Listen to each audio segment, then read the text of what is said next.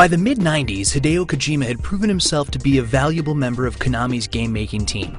Despite his lack of programming expertise, Kojima's knack for gripping cinematic gameplay and deep storytelling helped create an instant classic in the original Metal Gear for the MSX2 system and Nintendo Entertainment System in 1987.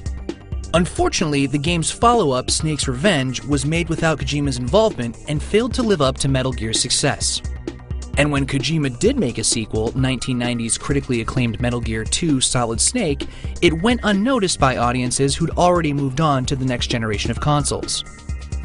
But in 1994, Sony's powerful new PlayStation console took the industry by storm, and suddenly Kojima saw the opportunity he needed to bring the Metal Gear franchise into the next dimension, and to play with the very notion of playing a game.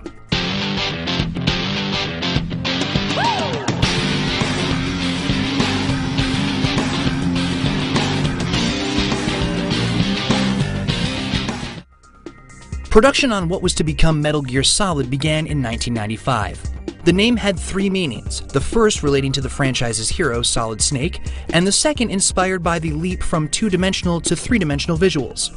The third reason, though, pointed to a rivalry between Konami and Final Fantasy publisher Squaresoft. Konami's president wanted the new game to blow the competition out of the water, and Kojima figured that if a Square couldn't be three-dimensional or, quote, solid, then his new game would be.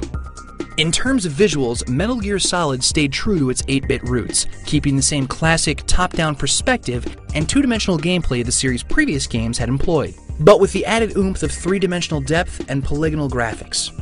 And despite the new game's story picking up where Metal Gear 2 Solid Snake had left off, Metal Gear Solid featured some near-identical sequences, while Snake's moveset and inventory were more or less the same as well. In those ways, Metal Gear Solid seemed to make up for the fact that most gamers had missed out on Metal Gear 2 when it was released. But that's not to say that Metal Gear Solid didn't embrace the third dimension. There were plenty of next-gen 3D flourishes peppered throughout the game. Pressing Snake against a wall changed the camera's perspective, allowing players to peer around corners. And certain weapons, such as the rocket launcher, could only be aimed with the help of full 3D gameplay and first-person perspective. Most importantly, though, were the game's pioneering 3D cutscenes, which were rendered in real time, allowing for seamless transitions between story and gameplay that kept gamers immersed in the action and on the edge of their seats. Once again, it was Kojima's love for cinematic action and excitement that made his game truly unique. The script and voice acting were of a higher caliber than anyone had seen in video games before, setting yet another standard for the industry to follow. And the casting of David Hayter as the voice of Solid Snake proved to be an inspired choice. In fact, Hayter stayed on to voice Snake throughout the franchise's life, and his voice is now synonymous with the Metal Gear brand. In addition, the cutscenes and dialogues added up to an epic amount of material. All told, there was enough to make a feature-length movie, an unsurprising fact given the game's film inspirations. Kojima was finally making the movie he'd always dreamed of, all while taking advantage of the interactive video game medium in ways that movies never could. The innovations started small. Early in the game, players found that they could only get in touch with Snake's ally, Meryl, by entering the codec frequency located somewhere on the back of the game box. But as the game went on, it seemed almost as though the characters could somehow sense the players themselves, breaking the fourth wall in surprising ways. Then later, one of the villains played head games with gamers, taunting them by mentioning other games they'd played and how many saves they'd made in Metal Gear Solid. In reality, the game was simply reading the other games on the card, but the effect, the feeling that one of the game's characters was speaking not just to Snake, but to the kid holding the controller, that blew people's minds. In fact, the secret to defeating this boss was similarly mind-blowing. The villain's powers let him predict Snake's every move, but if he could break the fourth wall to get into players' heads, maybe the players could break it right back.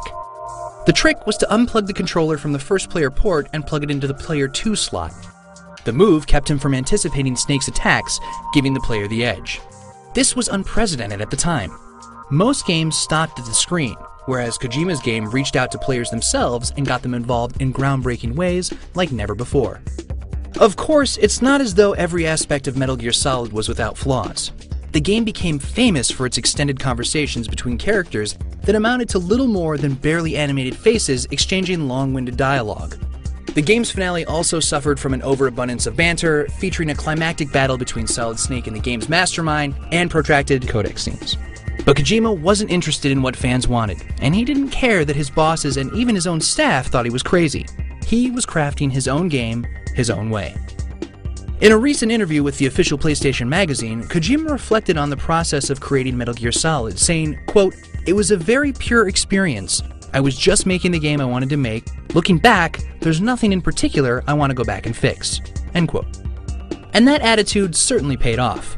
By not caring if the game would be a commercial success, Kojima pulled off the biggest commercial success of his career. Coming out exclusively for the PlayStation console in 1998, Metal Gear Solid sold a whopping 6 million copies, becoming a generation-defining title and one of the true legends of video game history. Metal Gear Solid pioneered the in-game cutscene and set the bar for cinematic gameplay and storytelling in video games. In fact, stealth-based games became a genre all its own because of Metal Gear Solid's influence, while the game justified the idea that developers could use their games to express their artistic visions. Many of today's modern classics owe their success to Metal Gear Solid's trailblazing innovations and its untouchable legacy. The game was such a hit that a year later, Konami tried to appease gamers' hunger for more. They released Metal Gear Solid VR missions in North America, a repackaged bonus disc from a Japanese special edition of the game. The game offered over 300 non-narrative missions for players. After Metal Gear Solid had wrapped, Kojima thought he was finished with the series, just as he'd thought after finishing Metal Gear and Metal Gear 2. But the game was so successful, and there were still so many mysteries left unanswered, there was no way Konami would let Kojima off the hook without making a sequel. Tune in next time to see Metal Gear go mental.